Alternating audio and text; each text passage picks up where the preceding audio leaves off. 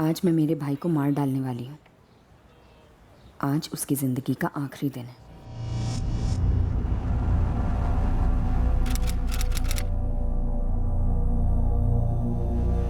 मौसी, ये आधा वाटा दे। काय ताई, एक वाटा तो लो, आधा वाटा तो सिर्फ एक बंदे के लिए काफी है। पता है मौसी, एक बंदे के लिए चाहिए। लौका कर। मच्छी कड़ी सिर्फ और सिर्फ मेरे भाई शिरीष के लिए बनेगी। मैं शिरीष से पूछती हूँ वो हमारे साथ चलेगा क्या। ए शिरीष, ए उठ रे शिरीष। गायला लगाई। शिरीष, मैं और गौरी मंदिर जा रहे हैं कथा सुनने। सारा दिन वहीं लग जाएगा, घर पे कोई खाना नहीं बनेगा। तू चलेगा हमारे साथ? चलेगा हमारे साथ? अरे जाओ तुम लोग। तैयारी सुन, मेरे लिए मच्छी कड़ी चावल बना के जा। अभी बाहर जा रहा हूँ, लौट के खा लूंगा। पर अभी कौन बनाने बैठेगा? कथा के लिए भी देर हो रही है। मैं बोला ना बना के जा। मेरे को आज मच्छी कड़ी खाने का मन है और ये कथा वथा होती रहती है। अरे पर 7:30 बज गया है। हाँ वो भी रोज बजते हैं। चल जल्दी बना, मेरे को मच्छी कड़ी खाने का मन है। गौरी, ये मच्छी कड़ी की जिद कर रहा है, तू फटाफट जा और थोड़ी सी मच्छी ला दे मुझे। आई तू मंदिर जा, मैं जल्दी से मच्छी कड़ी और चावल बना कर आती हूँ। नको ना, मैं बना लूंगी उसके लिए, तू बस मच्छी ला दे मुझे। आई मैं जा रही हूँ, तो एक काम कर, चावल चढ़ा दे। मैं जल्दी से मच्छी कड़ी बनाकर मंदिर आती हूँ।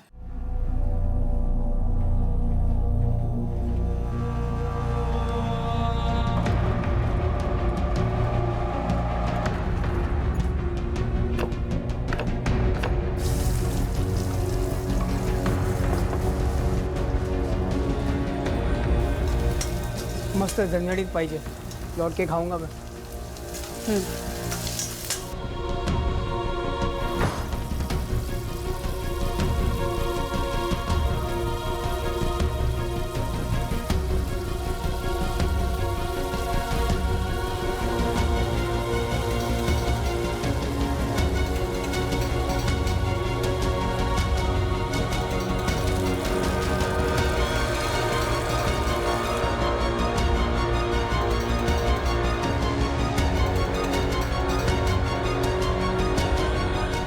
गौरी जो करने निकली थी उसका नतीजा क्या होने वाला था उसका गौरी को कोई अंदाजा नहीं था।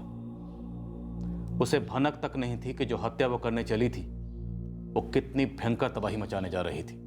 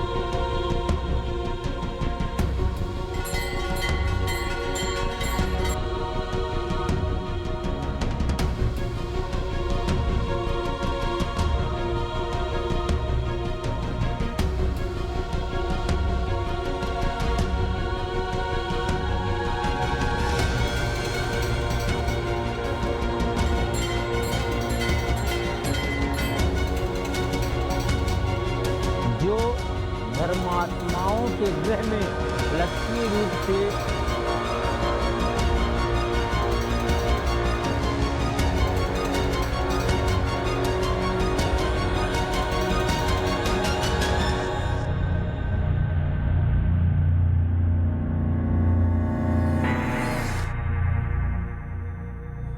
उम्मीद कर रही हूँ कि जब आई और मैं घर पहुंचेंगे तब शिरीष मर चुका होगा। मैं अपने आप को तैयार कर रही हूँ नाटक करने जब शिरीष की लाश सामने मिलेगी।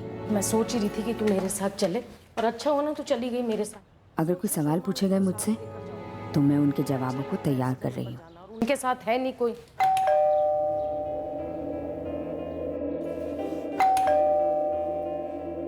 ये देख, ये खा पी के फिर निकल गया। आई मेरे पास दूसरी चाबी है, मैं खोलती हूँ। हाँ, ये देखो, ये जैसा मैंने सोचा था ये वैसे ही करके गया है। खा पी के निकल गया बाहर। इसका कोई और काम ही नहीं है, कहीं से भी जाओ और बाहर आओ और ये सब चीजों को समेटते रहो। ये देखो ना क्या हालत करके गया है घर की, और इसको साफ कौन करेगा?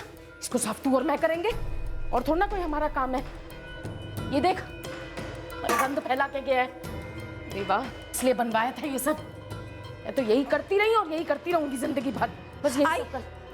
आई हाथ धो ले फटाफट। क्यों? नहीं, तू हाथ धो ले आई। हाँ, हाथ तो मैं धो लूंगी, इसमें कहने का क्या है? नहीं, वो तूने इतनी झूठन उठाई तो। सारी जिंदगी झूठा ही तो उठाई, और किया क्या है मैंने इसका? रोज शाम को आएगा, कभी किसी को लेके आएगा, कभी किसी को लेके आएगा। नहीं होता मुझसे अब।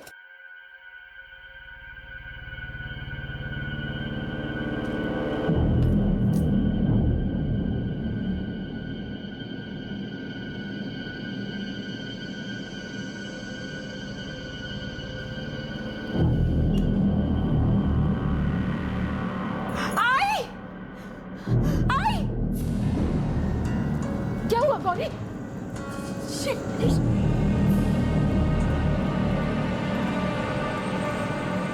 शिरीष, शिरीष उठना, शिरीष, शिरीष उठना, शिरीष। गौरी मुझे कुछ गड़बड़ लग रही, विष्णु भाव को बुला कर लेकर आ ले। बुलाइए। शिरीष,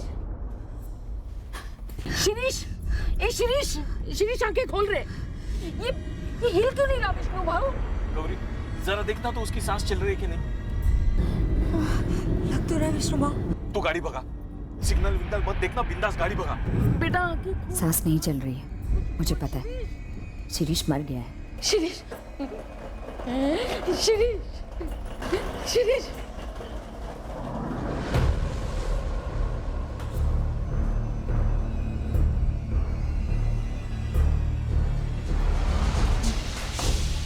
डॉक्टर साहब, डॉक्टर साहब। सॉरी, पेशेंट के यहाँ आने से पहले ही मौत हो चुकी थी। मौत ऐसे कैसे मर सकता है मेरा बेटा? सॉरी, पर वो मर चुका है। लेकिन डॉक्टर, जब हम उसे यहाँ लाए थे तभी तो उसकी सांसें चल रही थी। जब मेरी टेबल पर लाया गया उसकी डेथ हो चुकी थी। डेड ऑन अराइवल डिक्लेयर किया है हमने। पुलिस को इन्फॉर्म करना होगा। जी हाँ, ये मौत संदेहजनक है और हमें भी इस मौत का कारण नहीं मालूम। ये केस पुलिस हैंडल करेगी और पोस्टमार्टम होगा। यहाँ मुंह खोल के पड़ा हुआ था शिरीष। बाहर वाले रूम में साथ देसी शराब की बोतलें पड़ी हुई, तो दारू पीने बैठा था। पता नहीं सर, मैं और आई तो मंदिर गए थे। जब लौट कर आए तो उसे ऐसी हालत में पाया।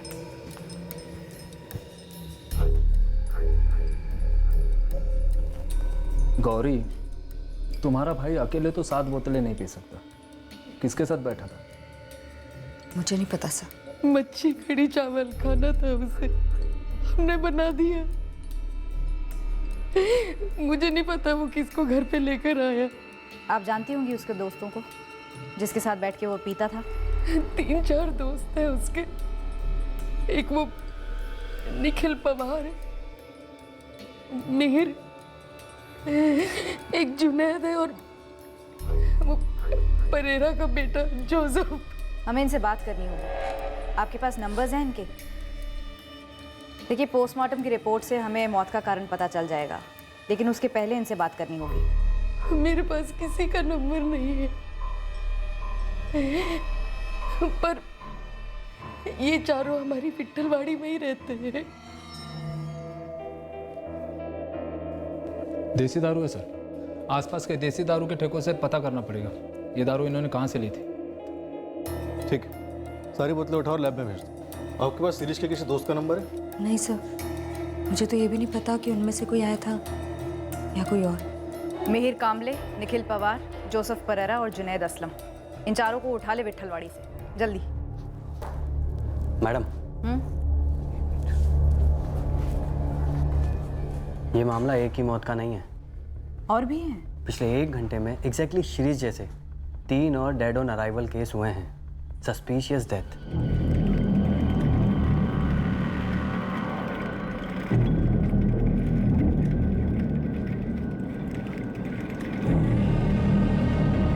तीनों इसी तरह मरे?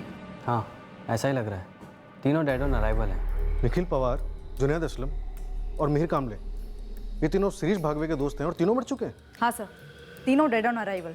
एक चौथे का भी नाम लिया था उसकी आई ने, जोसेफ परेरा, उसका क्या हुआ? सर उसके बारे में पता नहीं है। एक कांस्टेबल को भेजा है विट्ठलवाड़ी उसके घर। गौरी, शिरीष के 4 में से 3 दोस्त, निखिल पवार, जुनैद असलम और मीर कामले, तो इनका नाम आपकी आई ने लिया था। हॉस्पिटल में मरे हुए लाए गए। तीनों? जी। अशोक, सारी बोतलें ठीक से पैक करो और लैब में भेजो, और जल्दी पता करो ये शराब कहाँ से खरीदी गई थी। ये जहरीली शराब का केस लगता है। जी सर।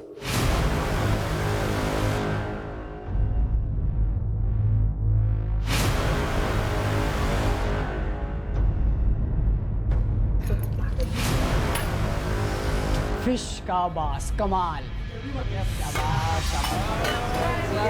चल जल्दी चटाई ले।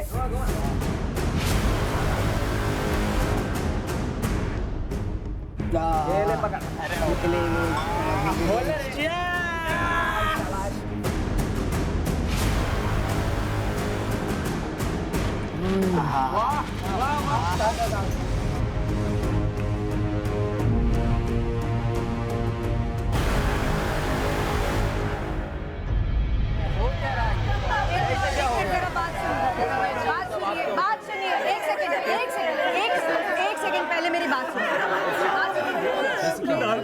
शांत हो जाइए, शांत हो जाइए, मेरी बात सुनिए, शांत हो जाइए। आप बोलिए क्या? आप बोलिए। पी के आया था पता नहीं कहाँ से, उसके बाद में घर में घुसा, 2 मिनट के लिए बैठा और गिर गया। निखिल, निखिल, निखिल, काय झालं तुला? ए जुनैद उठ, कितनी पी रखी है बेशरम। ए जुनैद उठ, जुनैद, ए जुनैद, कासिम, रुबीना, देख तो जुनैद को क्या हो गया। ए जुनैद। मिहिर, काय झालं रे तुला? पिऊन आलास का? लता, इसकी सांसें नहीं चल रही है। काहीतरी काय बोलू नका। मिहिर, मिहिर, मिहिर, काय झालं रे तुला? मुझे लगता है आपका बेटा जुनैद, आपका बेटा मिहिर और आपका बेटा निखिल, ये तीनों शिरीष भागवे के घर उसके साथ बैठकर दारू पी रहे थे। जब शिरीष को अस्पताल लाया गया तब वो भी मरा हुआ था। लेकिन मैडम ये 4 के 4 लड़के मर कैसे गए? तहकीकात चालू है। ये बताइए जोसेफ परेरा कहाँ रहता है? जोसेफ, वो तो अपने विट्ठलवाड़ी का लड़का है, मगर सुबह से दिखा नहीं है। विट्ठलवाड़ी और उसके आसपास की शराब की दुकानों पर तफ्तीश करने के बाद हमें पता चला कि शिरीष और उसके दोस्तों ने वो शराब रमाकांत साकोलकर के ठेके से खरीदी। थांबा, थांबा, पीना बंद करो। अशोक, सारी बोतलें सील करो और गाड़ी में डालो, एक भी बोतल छूटनी नहीं चाहिए। हुआ क्या साहब? बात क्या है? अचानक ये धाड़? शिरीष भागवे, मीर कामले, जुनैद असलम और निखिल पवार, ये चारों आज तेरे यहाँ से दारू ले गए थे। हाँ साहब, ये तो मेरे बंधे हुए ग्राहक हैं। छूट गए, चारों आज इस दुनिया से छूट गए। आइला, कैसे साहब? कैसे? चलो चलो, निकलो निकलो, तुरंत जाके डॉक्टर को दिखाना, मिलावटी दारू है। चल। अरे नहीं साहब, मेरे यहाँ की दारू में कोई मिलावट हो ही नहीं सकती। तेरी दारू में आज दारू थी ही नहीं, सिर्फ जहर था। मेरे यहाँ की दारू में कोई मिलावट नहीं है, बहुत पुराना ठेका है मेरा।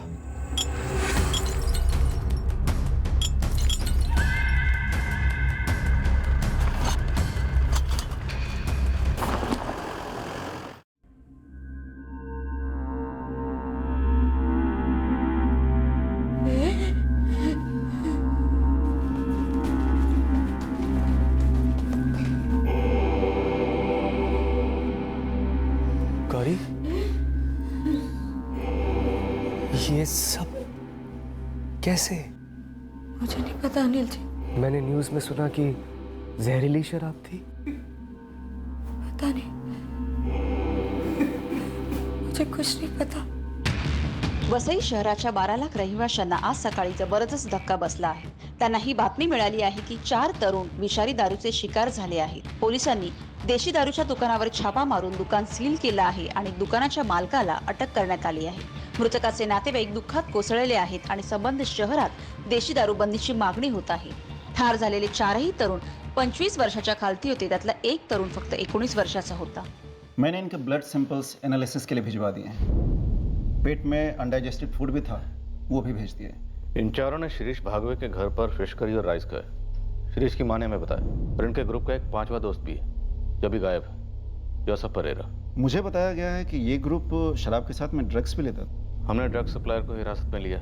ये तो तय है कि इनकी मौत जहर से हुई है। अब वो जहर किस चीज़ में मिलाई गई थी, इसके लिए हम इनके बॉडीज़ के अंश को संभाल कर रखेंगे और उनको टेस्टिंग के लिए भेजेंगे, और उसके बाद में बॉडीज़ फैमिली को सौंप देंगे। एक बूंद मिलावट की भी मिली ना मेरे माल में तो आप केस वेस मत करना, सीधा मेरा एनकाउंटर कर देना, नहीं तो मैं खुद को मार लूंगा। उससे क्या होगा? तेरा सप्लायर, उसका होलसेलर, सबकी चेकिंग हो रही है। सारे सैंपल्स हर लेवल पर चेक हो रहे हैं ना मकान। सर जितनी चाहो चेकिंग कर लो, कुछ नहीं मिलने वाला। आप जरा सोचिए, कल जब आपने छापा मारा था वहां बैठकर जितने लोग भी पी रहे थे उसमें से कोई बंदा मरा?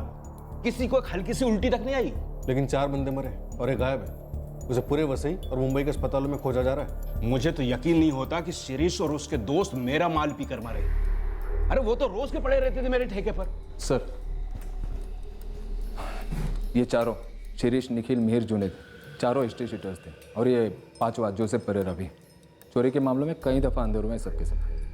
लाला गाड़ी चोर के ग्रुप में ट्रेनिंग ली थी इन्होंने, फिर खुद का करने लगे।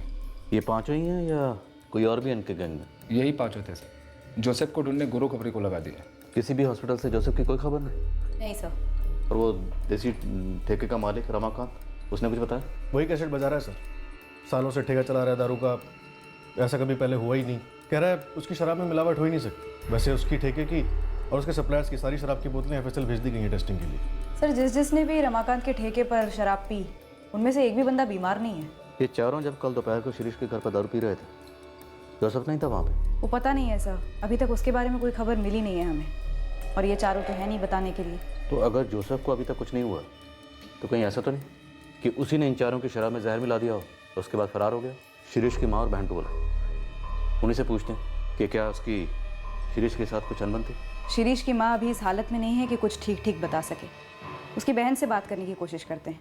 आई और मैं जब मंदिर से लौटे तो सब कुछ बिखरा हुआ था सर।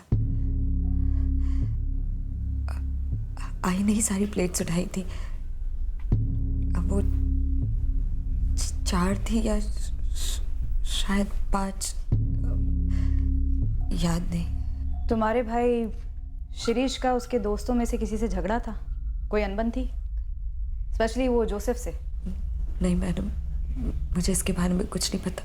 तुम जॉब करती हो? जी सर, हाई एक्सप्रेस कोरियर्स में। तुम्हारा भाई शिरीष और उसके चारों दोस्त निखिल, मिहिर, जुनेद और जोसेफ, चारों हिस्ट्री शीटर्स थे? जी सर। अरे ताहिर साहब, मेरी ताई को फ़ोन मारो ना, बुलाओ ना उसको यहाँ। अरे इतनी भी जल्दी क्या है? 2-3 दिन सड़ो यहाँ पे। मैं क्या बोलता है, नेक्स्ट टाइम से आपका कट अलग से रखूंगा, आई शपथ। एक नहीं 3 बाइक चुराए हैं उसने, तीनों जगह के CCTV में छपा है वो। बस ये आखिरी बार माफ कर दो, इसके बाद नहीं करेगा। ओ भागश्री भाई, ये कब तक ये माँ बेटी एक ही बात बोलेंगे, आगे से नहीं करेगा, आगे से नहीं करेगा? कब तक कमा कमा के उसके लिए जमानत करवाओगी? सर एक लास्ट चांस दे दो प्लीज। पिछली बार चांस देके मैंने गलती की थी, इस बार सीधा कंप्लेंट रजिस्टर हुआ है, मामला अब कोर्ट में सुलझेगा। तुम चाहो तो वहाँ अर्जी डाल सकती हो जमानत की, मैं कुछ नहीं कर सकता। जमानत की अर्जी डाल देना। गौरी ताई, मेरी भी अर्जी डाल देता ना। इसकी भी डाल दे। पैसे लगते हैं शिरीष, बिल की रकम के अलावा वकील की फीस, चाय पानी। तो सड़ता रहूँ मैं। इतने पैसे नहीं है शिरीष, मैं तुझे कितनी बार समझा चुकी हूँ, ये चोरी चकारी बंद करो, कोई ढंग लेक्चर लो कोई माला इकडे। जल्दी पैसे के बंदोबस्त कर, वो नहीं लेना, उसे एडवांस ले ले, तेरे को तो मना भी नहीं करेगा। ऐसे कई बार उसकी जमानत कराई थी सर, भाई था, लेकिन उसके दोस्तों के साथ उसका क्या आंकड़ा था ये मुझे नहीं मालूम। मौत जहर से हुई है। अब जहर किस चीज में मिलाया गया था ये डिटेल पोस्टमार्टम रिपोर्ट से पता चलेगा। शराब में मिलावट थी ना? लग तो ऐसे ही रहा, पर पक्का नहीं कह सकते। अच्छा एक बात बताओ, क्या किसी ने जानबूझकर जहर दिया हो सकता है, किसी और तरीके से? सर मुझे नहीं पता। शिरीष का उस दिन मच्छी कड़ी खाने का मन कर रहा था, आई ने चावल बनाए और मंदिर चली गई। मैं बाजार से मच्छी लेकर आई, कड़ी बनाई और फिर मैं भी मंदिर चली गई। शाम तक हम दोनों मंदिर में ही थे। अब हमारे पीछे से घर पे शिरीष और उसके दोस्तों के बीच में क्या हुआ ये हमें नहीं पता सर।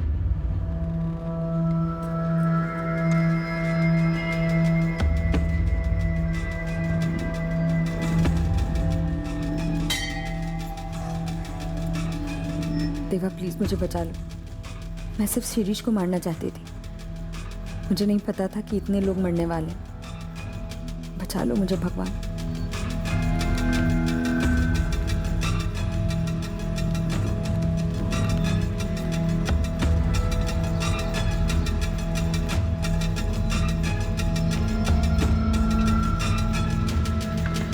मामा जोसेफ,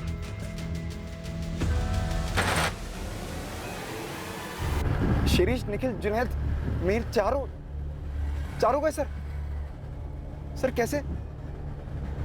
सर कैसे सर? मेरे को तो यकीन ही नहीं हो रहा। तू जिंदा है इसका हमें यकीन नहीं हो रहा जोसेफ, तो तू यकीन दिला। सर 22 जुलाई को मैं वसई में था ही नहीं, मैं पूना में था। देख जोसेफ, आज 24, सच बोल 22 को क्या हुआ और 2 दिन पहले तू कहाँ गायब था? वरना 25 को तेरी लाश किसी गटर में पड़ी होगी। गॉड प्रॉमिस, मैं 22 तारीख को पूना निकल गया था और जाने से पहले मैं शिरीष और निखिल को मिल गया था। कितने बजे? 11:30 बजे मॉर्निंग में। तो शाम को जाना, अभी रुक जा हमारे साथ, दारू पीते। ताई ने मस्त मच्छी कड़ी बनाया, चल। और जुनेद और मिहिर भी आ रहे। रमाकांत के ऐसे दारू उठाते और बैठते हैं। बस में डाइट होके सो जाना, चल। अरे बाबा, मेरा अर्जेंट काम है पूना में, अगले संडे बैठते हैं। ये अर्जेंट काम का कोई नाम वाम है क्या? फोटो वोटो या वीडियो है तेरे पास? अबे आइटम नहीं है, काम है मेरा। सही में घर का काम है मेरा। मैं आता हूँ ना, फटाफट निपटा कर आता हूँ, फिर करते हैं। चल ठीक है, बाय अच्छे से। मैं पूना से लौटा था सर, आपके कांस्टेबल ने उठा लिया मेरे को। उसके मुंह से सुना मैंने सब कुछ। क्या अर्जेंट काम था पूना में? फोन क्यों बंद था तेरा? फोन तो सर मैं बंद करके निकला था यहाँ से। मैं क्यों? मैंने कुछ किया होता तो मैं लौट कर क्यों आता यहाँ पर? दोस्त थे मेरे को, साथ में काम करते थे अपन लोग। चोरी के पैसों को लेकर झगड़ा था, तुमने उन चारों को जहर के पिलाया? क्या बात कर रहे हैं आप? सब लोग बोल रहे हैं रमाकांत की दारू में मिलावट थी। वो तो फोरेंसिक लैब की रिपोर्ट बता देगी। तू ये बता, तू पुणे किस काम से गया था? तो फोन क्यों बंद था तेरा?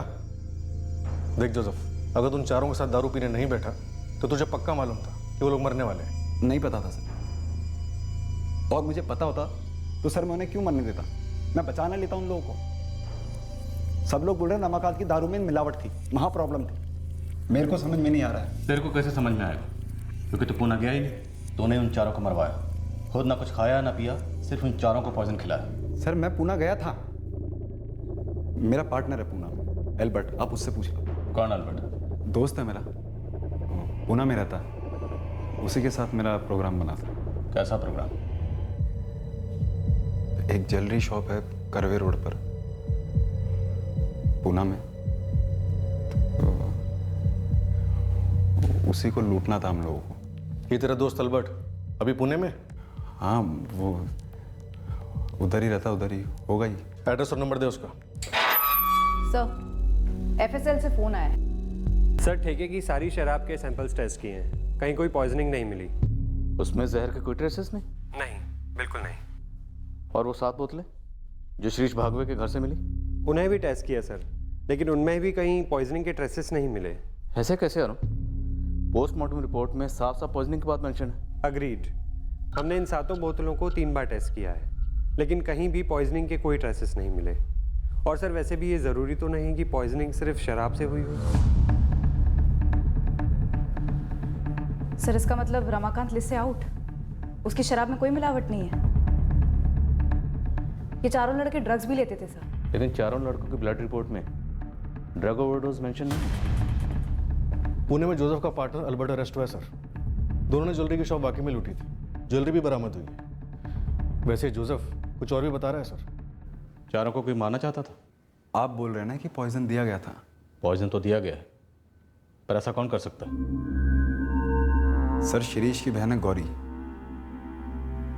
उसका अनिल खानविलकर जो उसका सेठ है उसके साथ लफड़ा चल रहा था। ऐसा निखिल और जुनैद उसको बोलते थे शिरीष को। 1 साल से चल रहा था। अबे तू मार क्यों रहा है? हाँ, तेरे को जो है वो बताया ना मैंने। ए निखिल चुप, मुंह बंद करते रहा अभी। लेकिन एक बात समझ ले, जो है वो है, बदलने वाला बिल्कुल नहीं है। सीरिया तू हम लोग पे क्या भड़क रहा है रे? जब हम लोग ने देखा ना तभी अपनी भी सटकी थी, समझा? देख शिरीष सुन, तेरी मम्मा भी उधर ही काम करती है ना, हाँ? तो उनसे पूछना क्या सही है क्या गलत है। तू नाराज क्या हो रहा है? अबे अनिल सेठ और गौरी दाई का लफड़ा चालू भी रहेगा, अपनी मौसी को मालूम भी रहेगा, फिर भी वो लोग इस हीरे को बताएंगे। मेरे हद करता है यार तू। हमें समझने की कोशिश करना, हम पर काय को भड़क रहा है? एक बात समझ ले तू, अनिल शेठ एक शादीशुदा सेटल आदमी है। गौरी ताई का फायदा उठा रहा है वो बस। हाँ, उसको मालूम है तेरी बहन तलाकशुदा है तो फ्री में मुंह मार रहा है साल। ए जुनेद चुप। पूरे वर्ल्ड को पता था सर इस बारे में, अफेयर है, और शिरीष को उन दोनों से बहुत खुन्नस थी। तो ये जहर कौन दे सकता है? किसने दिया होगा और क्यों दिया होगा? क्यों दिया सर, ये तो जहर डालने वाले से पूछ लो आप। उसी से तो पूछ रहे हैं, तू भी तो हो सकता ना वो। सर मैं उन लाशों में से हो सकता था, वो तो मैं गया नहीं उनके साथ, निकल लिया वहां से तो बच गया मैं। सब लोग शिरीष के घर पे बैठे थे सर, वहीं दारू पी रहे थे, और गौरी ने फिश करी बनाई थी। गौरी? तो क्या गौरी ने जहर डाला होगा? पता नहीं सर, दोनों ब्रदर सिस्टर के बीच में इतना पॉइजन जमा हो गया था। गौरी को नहीं, उसके बॉस को बुलाओ, अनिल खानविलकर को। सर जोसेफ की बात से एक बात तो साफ है, हमें फिश करी और बर्तनों को भी भेजना चाहिए था फॉरेंसिक लैब में। साउंड प्लेट्स का क्या हुआ था? सर सारे धुल गए थे। अब तक हम सिर्फ शराब की बोतलों पे शक कर रहे थे, और गौरी और उसकी माँ ने जो बयान दिया हमने उसी को सच माना। ये शराब की बोतलें और ठेके की शराब हम दोनों चेक कराएंगे। जी।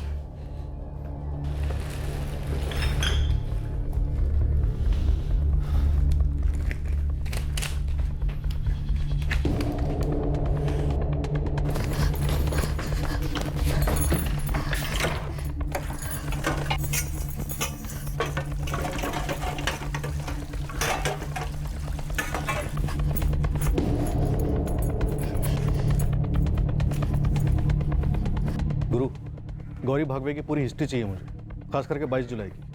वो फिश लाई थी, उसने फिश करी बनाई थी, कहाँ से लाई थी, कहाँ गई?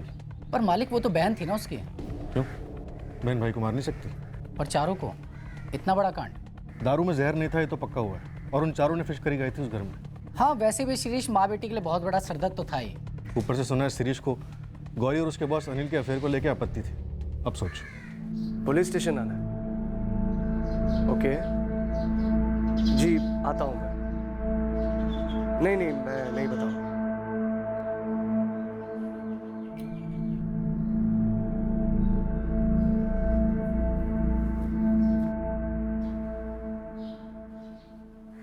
अनिल, गौरी पिछले 4 साल से तुम्हारी कोरियर कंपनी में जॉब कर रही है? जी, उसने डिवोर्स के बाद तुरंत ज्वाइन किया था।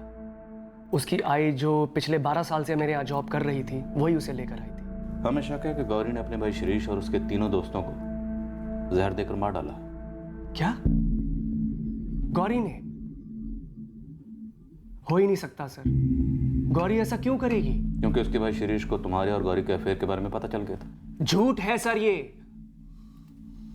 सर, शिरीष एक नंबर का यूजलेस लड़का था, एक तो नशेबाज, ऊपर से चोर, बेवजह अपनी बहन पर और मुझ पर घटिया इल्जाम लगा रहा था। तो अफेयर नहीं है? गौरी अपने तलाक के बाद बहुत मुश्किल दौर से गुजरी और फिर मेरे यहाँ काम पर लगी, और अब बहुत मेहनत से काम कर रही है, अपने बिखरे सपनों को बटोरने की कोशिश कर रही है। अनिल जी, आप देखिए ना, अगर इसके लिए कुछ काम है तो। आप इन्हें कल से भेज दीजिए, मैं देखता हूँ क्या कर सकता हूँ। सर, एक तरह से भाग्यश्री ताई का लिहाज करके गौरी पर तरस खाकर मैंने उसे नौकरी दी। वैसे जगह खाली नहीं थी, पर बहुत जल्द मुझे समझ आ गया कि गौरी 4 लोगों का काम एक साथ कर सकती है। वो न सिर्फ काबिल है बल्कि ईमानदार और बेहद मेहनती। देखते देखते हर काम में माहिर हो गई, डिस्पैच हो, कस्टमर के साथ बात करना हो। आखिर में मैंने उसे अकाउंट्स में लगा दिया, और अब तो वो लगभग खुद से पूरा ऑफिस चलाती है समझो। उसने अपनी जगह मेहनत और लगन से कमाई है सर। अब मेरी तरफ से किसी मेहरबानी का तो सवाल ही नहीं है।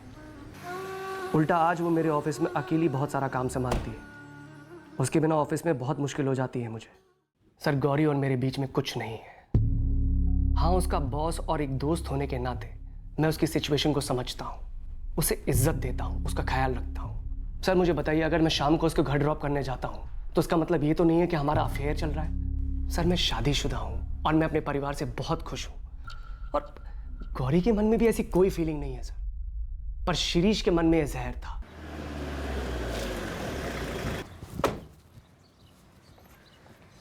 नामदेव, क्या है ये? सामने जैसे मना किया यहाँ बैठ के मत पी, लेकिन ये मान ही नहीं रहा है। शिरीष, घर जा। गौरी के साथ जो भी चल रहा है सब बंद। तू अपनी बकवास बंद कर अभी। बकवास लग रहा है तेरे को ये सब? हाँ, ये बकवास चल रहा है। नामदेव, पुलिस को बुला। मिलिट्री बुला, फोन लगा, चल मिलिट्री बुला। आज किधर है गौरी? हमारा तू निकल गया। गौरी, इसे अभी के अभी यहाँ से निकालो। तू निकाल गौरी को यहाँ से अभी। तेरी बहन को अगर नौकरी छोड़नी होगी ना तो मुझे बोल देगी, तुझे बोलने की जरूरत नहीं है। वो क्यों बोलेगी? चुप, ये देख। चुप, तमाशा मत कर, निकल यहाँ से, निकल तू यहाँ से। तू रिजाइन दे अभी के अभी। पेपर लेके आए, चल। हाँ दे दूंगी, लेकिन पहले तू खुद एक अच्छी नौकरी पकड़, 1 महीना टिक, आई को हाथ में पगार दे, फिर छोड़ूंगी मेरी नौकरी। एक पैसा घर पे नहीं देता, बहन के पैसे से शराब पीता है, उल्टे सीधे धंधे करता है, जेल जाता है। यही जमानत कराती है ना तेरी, और उसी पर रौब जमा रहा है तू। शर्म नहीं आती तुझे? तुझसे तो ज्यादा आती है। घर पे बीवी है, बच्चे है, लेकिन साफ बाहर मुंह मारने चले। इसका क्या है? इसका शादी वादी टूट गया, घर पे धमक गई है, और तू मस्त फ्री फ्रेंड में मजा गुलाटी पे गुलाटी मार रहे है। हाँ, खुला मैदान जो मिला तुझे। कोई और होता ना तो मुंह तोड़ देता तेरा इस समय। हाथ लगा। तेरे जैसा भाई ना किसी को ना मिले, लेकिन इसके जैसी रकेल सबको मिले। क्यों? 4 आने की तनख्वाह दो और रुपए का मजा लो। वाह, पागल हो तुम क्या गौरी? अपने उस नालायक बदतमीज भाई की जमानत कराना चाहती हो? सब भाई है मेरा। देखो गौरी, मुझे तुम्हें लोन देने में कोई दिक्कत नहीं है, ना ही तुम्हारी आई को। तुम दोनों बहुत मेहनत करके पैसा कमाते हो, और मुझे पूरा भरोसा है समय से पहले लोन लौटा भी दोगे। मगर अपने उस बदतमीज भाई सर, आई की जान बसती है उसमें। अगर उसकी जमानत नहीं कराई ना तो आई की हालत खराब हो जाएगी। इतना कुछ करती थी गौरी शिरीष के लिए, उसे मार कैसे डालेगी? तंग आ गई होगी शिरीष की हरकतों से। और उसके दोस्त, उसके दोस्तों को भी ऐसी मार डालेगी। उनसे भी गुस्सा होगा, नाराजगी होगी किसी बात को लेकर। नहीं सर, मुझे नहीं लगता कि गौरी ऐसा कर सकती है। वैसे तुम्हारे और गौरी के अफेयर के बारे में शिरीष का जो दोस्त जिंदा बच गया उसने हमें बताया। सर झूठ है वो, वही सब साले उसके कान भर रहे थे।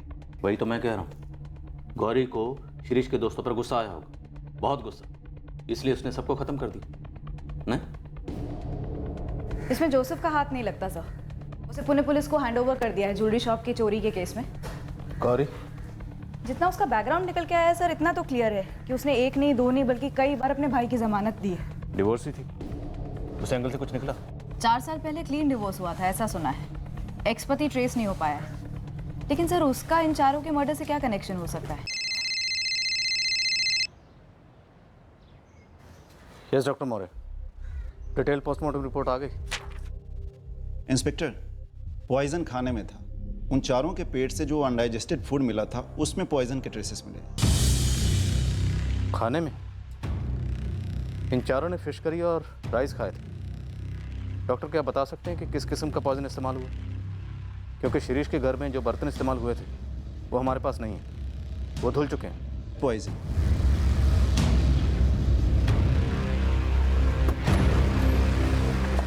सर, गुरु से बात हुई, कह रहा था 22 जुलाई की सुबह गौरी पहले मच्छी मार्केट गई, उसके बाद घर, और फिर मंदिर, और फिर मंदिर से वापस घर अपनी माँ के साथ लौटी। गौरी के फोन रिकॉर्ड्स इस मूवमेंट से मैच करते हैं सर। डॉक्टर मौर्य का कहना है कि खाने में जहर मिलाएगी, पॉइजन। अब या तो वो मच्छी करी में मिलाया गया होगा या फिर चावल में। पहले से प्लानिंग की गई होगी। गौरी के घर की तलाशी लें सर। अगर प्लानिंग पहले से की गई है और बड़ी चालाकी से बर्तन धोए गए हैं फिर तो चांसेस बहुत कम है कि पीछे कोई निशान छोड़ा होगा। माँ बेटी को अलग अलग क्रैक करते हैं सर। पता चला दोनों की मिली भगत थी, या सिर्फ माँ का हाथ भी हो सकता है, या सिर्फ गौरी का।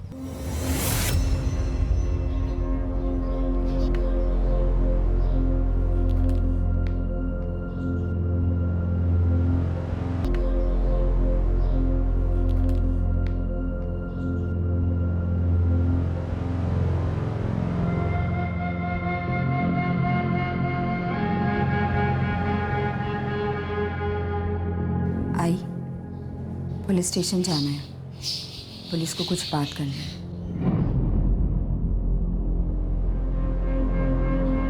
गौरी, शिरीष और उसके 3 दोस्तों को तुमने जहर दिया है। उन्होंने मुझसे पूछा क्या हमारा कोई अफेयर है। मैंने सच बता दिया, नहीं है। उन्होंने मुझसे पूछा क्या तुमने ये कांड किया है। मैंने बोल दिया मैं सोच भी नहीं सकता। गौरी अपने सगे भाई को कभी नहीं मार सकती। जहर कहाँ से खरीदा था? मैंने किसी के लिए कहीं से कोई भी जहर नहीं खरीदा था। जहर शराब में नहीं, घर के बने खाने में था, चावल में या मच्छी कड़ी में। भाग्यश्री जी, उन चारों ने वही खाया जो आप लोगों ने बनाया था। आप दोनों में से किसने जहर मिलाया था खाने में और क्यों? मैं अपने बेटे को और गौरी अपने छोटे भाई को जहर देकर क्यों मारेगी? आप लोग पागल हो गए हैं क्या? और उसके दोस्त वो कैसे मरे? उनको भी हमने मारा है? क्या बकवास कर रहे हैं आप लोग? कोई गुस्सा नहीं था शिरीष पे सब, वो पहले से ही ऐसा था। उसे सही गलत की कोई परवाह ही नहीं थी। जब बाबा थे तब भी वो ऐसा था, उनके जाने के बाद भी वो ऐसा ही रहा। उसने कुछ नया नहीं किया था कि अचानक हमारा गुस्सा उस पर उमड़ पड़े। तुम्हारी शादी तुम्हारे भाई की वजह से टूटी थी? नहीं। फिर क्यों टूटी? थे कुछ कारण। क्या कारण थे गौरी? मैंने कहा ना सर, शिरीष कारण नहीं था। तुम्हारे और तुम्हारे भाई के बीच में प्यार था? उसके दोस्तों ने तुम्हारे साथ कुछ किया था? नहीं। तुम्हारे बॉस अनिल खानविलकर का तुम्हारे भाई शिरीष के साथ कोई पंगा था? कत्ल के एक दिन पहले 21 जुलाई को तुम्हारे भाई ने तुम्हारे ऑफिस के बाहर काफी हंगामा किया था। ए गौरी बाहर है, गौरी बाहर है, बाहर है। घड़ी चल तू, अच्छा घड़ी। तमाशा बंद कर, निकल यहाँ से तू निकल यहाँ से। ला तुम्हारी इस नौकरी को और अभी के अभी घर चल। 600 बार समझा चुकी हूँ कि आई बुढ़ी होती जा रही है, एक जन की पगार से घर नहीं चलेगा। सब चलेगा, चल तू तू मेरे अच्छी साथ। नौकरी ढूंढ, मैं ये जॉब छोड़ दूंगी। तू ये गंदी सी नौकरी कब छोड़ेगी? अभी के अभी छोड़ और चल मेरे साथ तू। मैं नहीं जाऊंगी। गौरी चल मेरे साथ।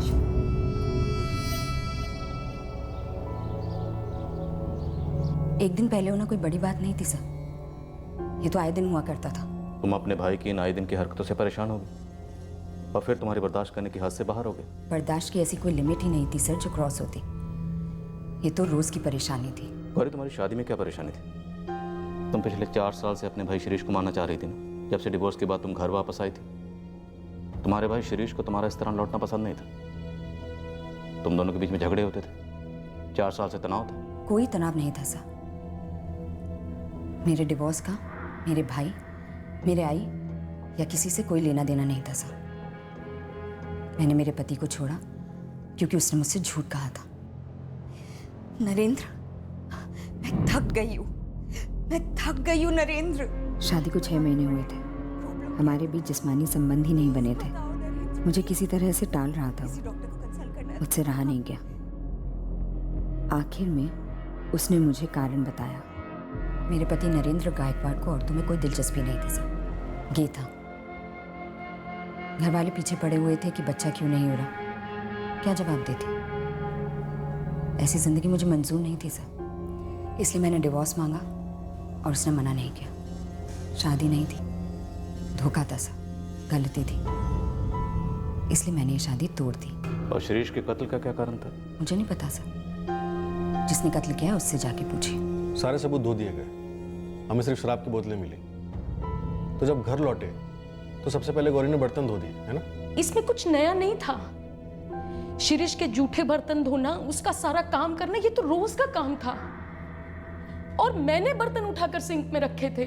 भाग्यश्री जी सच बोल दीजिए, क्या आप भी इस कांड में शामिल थी? आपने चावल में जहर मिलाया या आपकी बेटी गौरी ने मच्छी कड़ी में, या दोनों की मिली भगत थी? आपने बड़ी शांति से शिरीष की लाश मिलने के बाद बर्तनों को सिंक में रखा, उन्हें धोया और उसके बाद अपने पड़ोसी विष्णु को बुलाया, राइट? नहीं, हमें तो ये पता ही नहीं था कि शिरीष घर पर है। हमें तो लगा कि उसने पिया होगा, खाया होगा, दोस्तों के साथ निकल गया होगा घूमने, सब फैला के जैसे वो हमेशा करता है। हमें तो ये भी नहीं पता था कि उसकी लाश पड़ी हुई है बाथरूम में और मैंने ही रखे थे बर्तन सिंक में।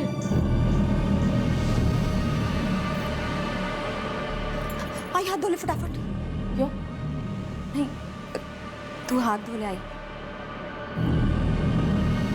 अब तो सच बोल ही दीजिए भाग्यश्री जी।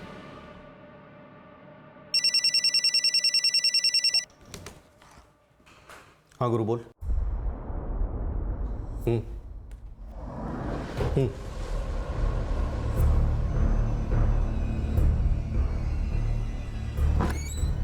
सर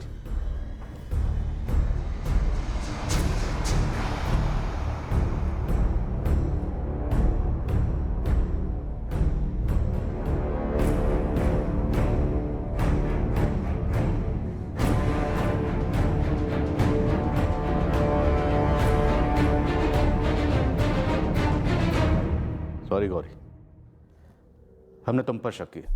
दरअसल हालात ही ऐसे हो गए। हमें लगा था कि ये सब तुमने किया होगा, लेकिन अब क्लियर हो गया। तुम्हारा इस सब से कोई लेना देना नहीं, तुम जा सकती। तुम्हारी आई ने अपना जुर्म कबूल कर लिया कि चावल में जहर उसी ने मिलाया था। तुम्हारा इस कत्ल से कोई लेना देना नहीं, तुम बेकसूर, तुम जा सकते। हम तुम्हारी आई को गिरफ्तार कर रहे हैं।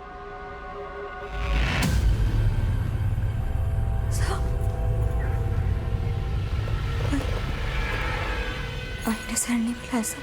हम जानते हैं तुम्हारी आई ने जहर नहीं मिलाया। आई ने नहीं मिलाया। तुमने मिलाया? हाँ, मैंने मिलाया मच्छी कड़ी। आई सिर्फ मुझे बचाने की कोशिश कर रही। मैंने तुमसे झूठ कहा। तुम्हारी आई ने हमसे कुछ नहीं कहा, उसने कोई जुर्म कबूल नहीं किया। वो सब मैंने तुम्हें ऐसे ही कहा, लेकिन शायद तुम्हारी आई जान गई कि ये सब तुमने ने किया। एहसास हो गया उसे। गौरी को उसे मारने की क्या जरूरत थी? मैंने माना वो हमें बहुत तकलीफ देता था, पर था तो हमारा अपना ही ना। गौरी बोली नहीं है कि उसने क्यों मारा शिरीष को या उसके दोस्तों को, लेकिन हमें सबूत मिले हैं कि उसने ये दवाई खरीदी थी। 22 जुलाई की सुबह पहले तुमने मच्छी खरीदी और फिर नाला सोपारा में रमेश खत्री की दुकान से जहर खरीदा। संभाल के इस्तेमाल करना मैडम, इसे सिर्फ घर के ड्रेनेज में डालना, और वो भी एकदम थोड़ा सा, और हाथ अच्छी तरह से धो लेना साबुन से इसके इस्तेमाल के बाद। बहुत ही पावरफुल दवाई है। खत्री, ध्यान से देख। इनमें से कोई आया था 22 जुलाई को? अरे 22 को जो वसई वाला कांड हुआ था, 4 लोग मरे थे ना उसमें, उन्हें जहर खिलाया गया था। हाँ हाँ हाँ, यही है वो, यही है बिल्कुल। सारी प्लानिंग पहले से कर रखी थी और 22 जुलाई की सुबह से अंजाम दिया। उसी रोज उसे मारने का सोचा जब उसने मच्छी कड़ी की मांग की। उस सुबह ऐसा क्या हुआ था और तुम उसके दोस्तों को मारना चाहती थी? मैंने सिर्फ आधा वट्टा मछली ली थी, सिर्फ शिरीष के लिए मच्छी कड़ी बनाई थी। जहर भी सिर्फ उसी के लिए डाला था। मुझे बिल्कुल आइडिया नहीं था कि उसके दोस्त भी खाएंगे खाना। मैं सिर्फ शिरीष को मरा देखना चाहती थी। क्योंकि वो क्रिमिनल था, लेकिन तुम तो बचपन से बर्दाश्त करती आई थी।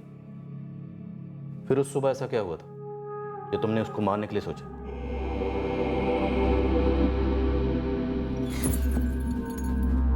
शिरीष, निकल यहाँ से। तुम्हारी आई जानती है? मैंने किसी को भी नहीं बताया। जब भी मुझे घर पे अकेला पाता था, मुझ पे हाथ डाल देता था। इसलिए मैंने नौकरी ली। पूरा दिन काम करती थी, संडे को भी,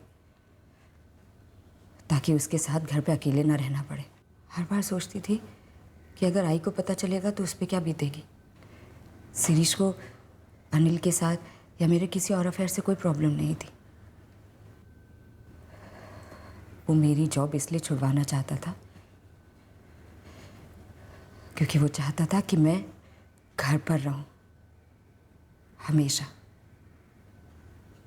उसके लिए, उसकी हवस के लिए। आई भी तो काम करती थी, लेकिन शिरीष ने कभी भी आई को नहीं रोका। तो आई को बता देती या अपने उस बॉस को बता देती, अनिल को, जिस पर तुम्हें भरोसा था। मुझे किसी को नहीं बताना था और ना ही बताया। मुझे सिर्फ शिरीष को मारना था। रोज सोचती थी कि एक ना एक दिन इसे ज़रूर मारूंगी। और 21 जुलाई के एक दिन पहले मुझे बहुत गुस्सा आया। तू ये गंदी सी नौकरी कब छोड़ेगी? मैं अभी के अभी छोड़ और चल मेरे साथ। तू मैं नहीं जाऊंगी। गौरी चल मेरे साथ।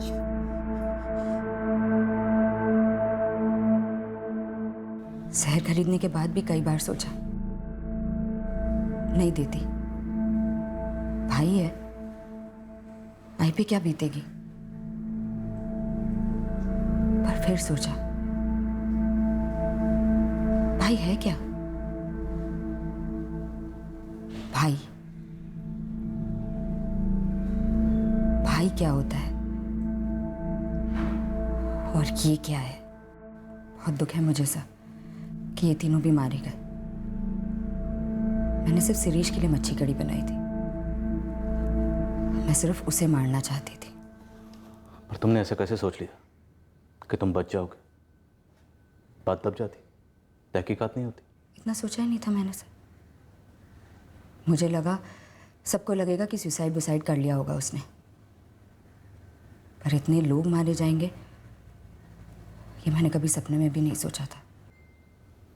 सर, एक रिक्वेस्ट है, आप आई या किसी को भी ये मत बताना कि मैंने इसे क्यों मारा। बस इतना बोल दीजिएगा कि ज़मानत करवाते करवाते मैं थक गई थी, इसलिए मार डाला। आई सच्चाई कभी बर्दाश्त नहीं कर पाएगी।